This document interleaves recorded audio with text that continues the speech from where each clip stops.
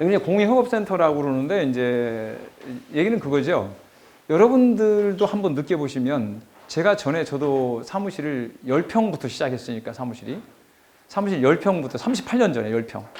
그러면 10평에서 사무실 10평에서 고객한테 사실은 신뢰를 바짝 높게 세워주기는 좀 어려운 문제가 있지 않겠습니까? 내가 얼마나 훌륭한 모습을 보여야 될지 모르겠는데 이미 공간으로서 고객에게 신뢰를 주는 경우가 많이 있어요. 실제로 그런 경우가 많이 있고 그래서 저희 사무실은 주로 이제 어떤 세무사님들이 저희 사무실에 사장님들을 모시고 와서 여기서 직접 미팅을 이렇게 하죠. 자, 우선 이익소각과 자기수익 취득이 어디까지 가고 있는지 잠시 한번 보겠습니다. 이제 이익소각은 이미 과세를 했어요. 과세를 해서 현재 불복 중에 있고 최종 결론은 완전히 나지는 않았다. 그래서 이제 얘와 달리 이제 자기주식 취득 쪽의 컨설팅을 요즘에는 좀 한다. 이렇게 보시면 돼요. 이쪽에서 이쪽으로 갔다. 지금도 이익 소각을 하지는 않아요. 근데 모르고 하는 데가 있더라고요. 보니까. 이익 소각을 과세를 하고 있는데도 지금 이익 소각을 또 하고 있어요. 그래서 야, 저거 대단한 배포야. 설령 그것이 나중에 승소를 한다 하더라도 이게 패소할 수도 있거든요. 패소할 수도 있는데 패소하면 어떻게 하려고 이제.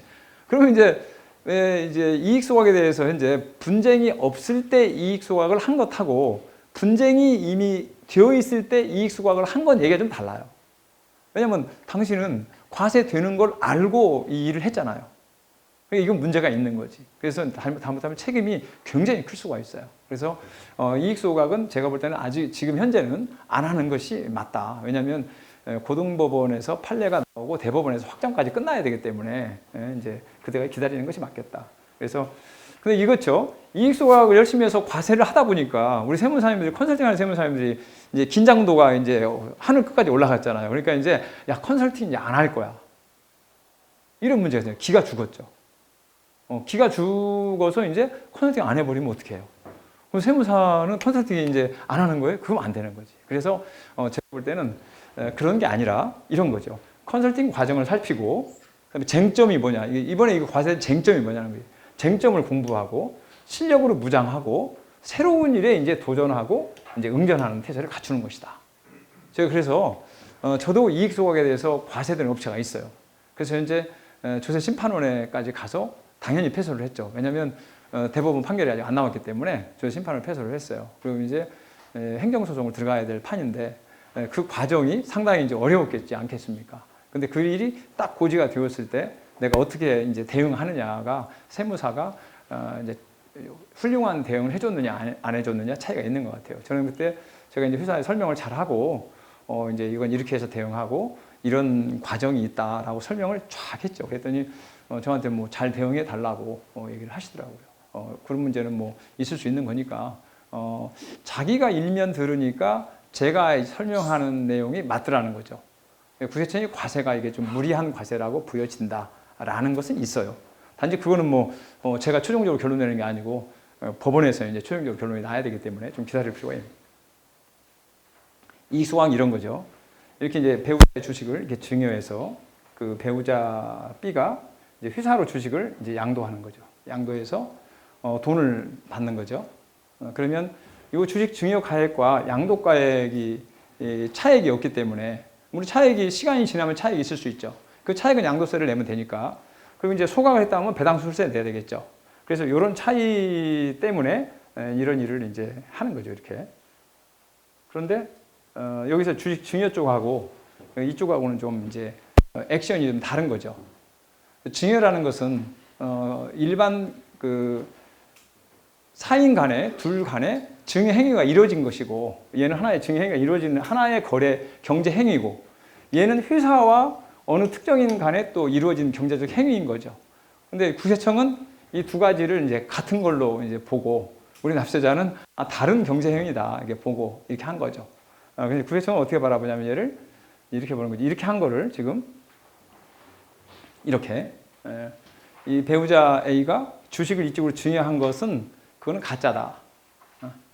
그건 거짓이고 이쪽으로 양도를 회사로 직접 양도해서 대가를 받은 뒤에 그 대가를 배우자 B한테 현금을 증여한 거다.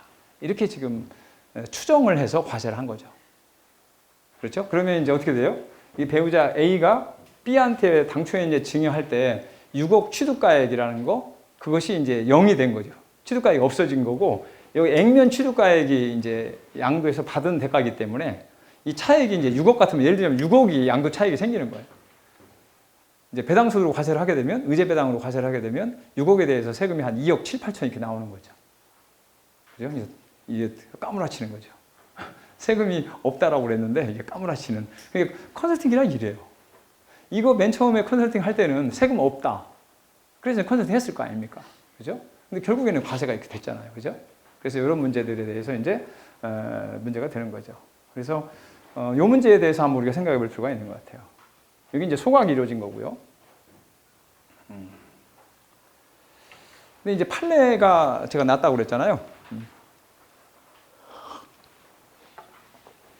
판례가 난 거를 보게 되면, 이제 판례 샘플은 그 다른 판례들도, 이 뒤에도 판례가 여러 건 이제 납세자 승소를 했는데, 다른 판례들도 다 유사하더라고요. 유사한 내용으로, 근데 공교롭게 또 그 판사가 또 같은 판사인 경우가 또 있어요. 동일한 판사가 같은 내용을 또 판결을 하고 이렇게 되는 경우가 있더라고요. 이런 거죠. 이제 여기 이제 2022년도에 소를 제기해서 그 실제로 판결 난 것은 지난해 4월인가 났어요. 4월 나고 그 뒤에도 여러 건이 이제 판결이 나서 그래서 이제 이거죠. 우리가 보통 이제 어떤 거래를 할 때, 어떤 거래 행위를 할 때 그 실질이냐, 실질이 아니냐 이런 거 따질 때 뭔가를 그러면 희생을 했느냐 안 했느냐 이런 얘기를 해요. 여러분 판결을 이렇게 판례를 이렇게 보다 보면 당신은 그 일을 했는데 도대체가 당신이 그 선택을 한 이유를 모르겠어. 왜 그 선택을 했는지 이유를 알 수가 없어. 이렇게 얘기하는 거죠. 그리고 그 이유에 더불어서 당신은 그로 인해서 뭔가를 얻었어. 즉 말하자면 회사에서 돈을 이렇게 내가 받으면서 세금을 안 내고 돈을 인출을 했잖아요. 그런데 그에 상응하게 너는 잃어버린 게 없어. 이런 얘기를 이제 하는 거예요, 법원에서. 근데 이제 우리 납세자 주장이 이렇게 된 거죠. 배우자 증여 한도가 없어진 거죠. 아까 그 증여를 한번 함으로써 그 다음 증여를 하게 되면 세금을 내게 되잖아요. 그러니까 나의 배우자 공제 한도를 나는 포기한 거죠. 그러니까 내가 이제 아무런 손실이 없었다고 볼 수 없다는 얘기를 하는 거예요. 납세자가 이렇게 주장을 하는 거죠. 판사도 이렇게 이걸 인정을 했어요. 인정을 하고. 그 다음에 이제 이 주식을 배우자한테 증여하는 행위가 가장 행위로 볼 수가 없다. 증여 계약서를 쓰고 증여한 행위를 가장 행위로 볼 수 없다. 여기에 이제 주된 내용이 이런 내용들이 있어요. 예를 들어서 납세자가 주식 평가를 잘못해가지고 증여세 신고를 했어요. 국가가 그러면 증여세 과세 제대로 해가지고 과세 안 하냐 이거지. 그러니까 무슨 얘기냐면 증여를 하고 증여세 신고를 했잖아요. 이게 거짓이야. 그러면 아무런 행위 하지 않아야지 국세청은. 이게 거짓인데 무슨 행위를 해요. 근데 주식 평가를 잘못되었으면 주식 평가 잘못되었다라고 해서 증여 가액을 올려가지고 과세할 거라는 거죠. 법원의 판사도 그렇게 이제 인정을 한 거예요. 그래, 맞아. 너 그렇게 할 거잖아. 이렇게 한 거죠. 그래서 이 그 증여 행위는 진의 아닌 허위의 의사표시를 하는 법률 행위로 볼 수 없다. 이 자체는 그냥 증여 자체는 인정해 줘야 돼. 이 말이에요. 근데 아까 제가 그림에서 보여줬다시피 증여를 없애야만이 직접 그 A가 회사에 주식을 넘기고 돈을 받았다는 것이 성립하잖아요. 근데 이거 성립 안 한다 이거야. 증여 인정해줘야 된다. 그런 것이고요. 그다음에 이제 여기는 이제 상법상 주식을 취득하는 절차에 들어가는 겁니다. 상법 주식을 취득하는 절차에 들어가는데 이 절차에는 이런 거예요. 주식을 매수하는 행위, 소각하는 행위는 상법상 절차를 적법하게 이행한 거예요. 여러분이 오늘 이제 교육할 그 상법상 절차대로 이행하는 겁니다. 그런데 재밌는 얘기가 하나 있어요. 여러분 국세기본법 14조의 제3항에 보게 되면 실질과세 원칙에서 내용이 이렇게 되어 있죠. 하나의 행위 또는 거래를 본다. 이렇게 표현이 되어 있어요. 이제 쉽게 말하면 아까 지금 그림에 제가 보여드렸듯이 주식을 배우자한테 증여해서 한 번 거쳐서 2차적으로 그걸 회사로 팔아서 돈을 받았다. 이 얘기를 한 거잖아요. 근데 이거는 증여를 그냥 끼워 넣었을 뿐이야. 끼워 넣었을 뿐이기 때문에 어떻게 봐야 돼? 이제 증여자가 직접 회사로 팔았다고 봐야 돼. 이것을 이제 국세기본법 실질과세 원칙 제 3항에서 이제 설명하고 있는 겁니다. 그걸 들이대고 국세청이 과세를 한 거예요. 과세를 했는데 엄연히 걔는 하나의 행위로 본다라고 했어요. 그게 무슨 얘기냐면 A가 B한테 증여해서 이제 회사로 팔았잖아요, 주식을. 팔면 하나로 보려면 어떻게 해야 돼요? A가 회사로 직접 팔았어. 여기가 하나로 보는 거예요. 끝이야. 근데 국세청은 어떻게 했어요? 팔아서 그 돈을 B한테 증여했어. A는 돈을 가져간 일이 없거든요. 귀속된 자가 없어요. 말하자면. 그냥 그렇게 할 수 없다. 즉 말하자면, 그래서 뭐라고 했냐면, 배우자에게 현금 증여한 것은 복수의 거래로 구성한 거다. 국세기본법 제14조 제3항을 적용할 수가 없는 것이다. 그렇게. 그래서 여러분들이 이제 보게 된 그 앞에서 제가 이제 좀 돌아가면 바로 돌아갈 수가 있나요? 여기서 보면 이렇게 양도해서 이렇게 지급한 것까지는 오케이. 그거 인정할게. 그런데 여기 인정 못 한다는 거지. 이건 안 된다 이 말이에요. 거래를 한 번 더 구성한 거야. 여기서 또 증여했으면 그 다음 또 하고 그 다음 증여하면 또 하고 그래서 쭉 갈 거예요? 아니라는 거지. 그렇게 할 수 없다. 그래서 이거는 잘못된 판단이다. 과세가 잘못된 거다. 그렇게 이제 본 거죠. 이 부분은. 그래서 이건 복수의 거래 제거. 그래서 이 과정 때문에 이게 납세자가 승소를 하는 걸로 현재는 가고 있어요. 이제 어떤 결과를 그러면 그 전에 창원지법에서 이제 납세자 패소한 판결 이런 판결들은 어떤 내용들이냐 이거죠. 이런 논리가 없어요. 이 판결의 내용이 이런 논리가 없어. 논리가 없고 그거 가짜야. 그거 끼워 넣었잖아. 이렇게 단순히 그냥 그렇게 해서 판결이 난 거예요. 이것은 뭔가 회사에서 돈을 꺼내려고 그냥 뭐 짜가지고 이렇게 한 거야. 뭐 이렇게 해서 이렇게만 이제 표현을 한 거죠. 지금 심판원에서 나오는 결과들도 대부분 그렇게 나와요. 왜? 이걸 주장을 해도 이 주장만은 별로 안 써요. 판결문에서 자기들 심리 결과물에서 이런 언급을 잘 안 해.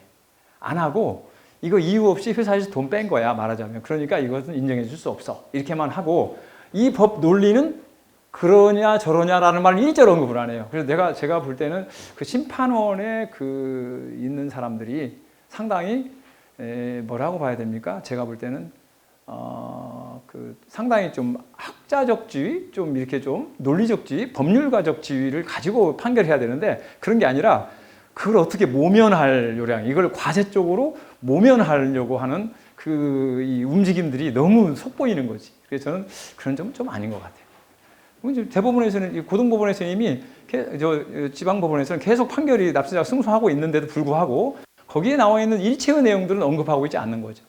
그 이후에 나오는 심판 결정문들이 그래요. 지금 이미 지방법원에서 판사들은 판결을 하고 있는데 그 뒤에 심판원에서 하는 결론들은 전혀 그런 언급을 무시하고 있는 거죠. 대법원 판결이 안 남았으니까 나는 그런 논리를 인정해 줄 수 없어가 아니라 그런 논리 자체 언급도 못 해. 언급을 안 하고 있는 거야. 언급하는 순간 말이 꼬이거든요. 이 언급하면 말이 꼬이지 않겠어요? 이게 자체가 말이 꼬이는 거지. 글씨 쓸 수가 없어. 말하자면 이게 심리문은. 그래서 이 자체를 언급 안 하는 거예요.